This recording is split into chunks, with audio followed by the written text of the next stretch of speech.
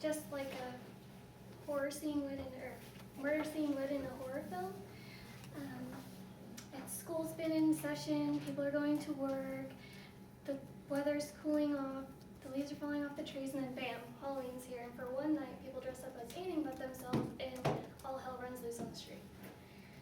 I have been a fan of Halloween forever, and I believe that Rob Zombie is also a fan of Halloween. Rob Zombie pushes the limits in his music and in his horror films. I was introduced to Rob Zombie 6 years ago when I met my husband. He introduced me to heavy metal music, and Rob Zombie just stuck out to me for some reason, probably my love of Halloween. And shortly after I listened to his music, I watched his films, and I enjoyed those as well.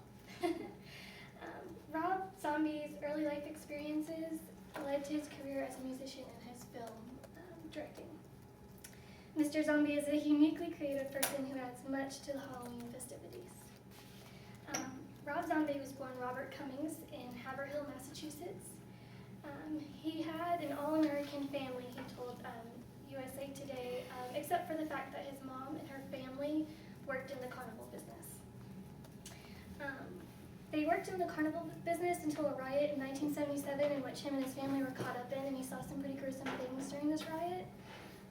So then later in life he moved to New York City and as a young adult, and he worked as a delivery man on a bicycle, and he came across a frozen corpse on the ground.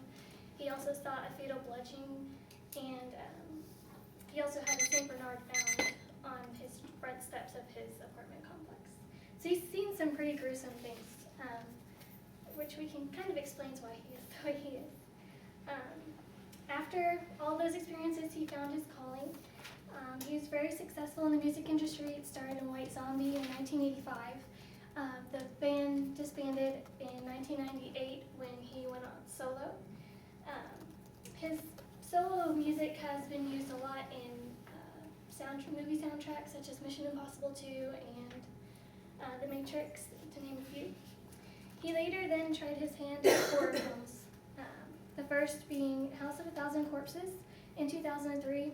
He worked on it in 2000, but it wasn't able to be released due to the graphic nature of the film, so it finally was able to be released in 2003, to be followed by the sequel, The Devil's Rejects, in 2005.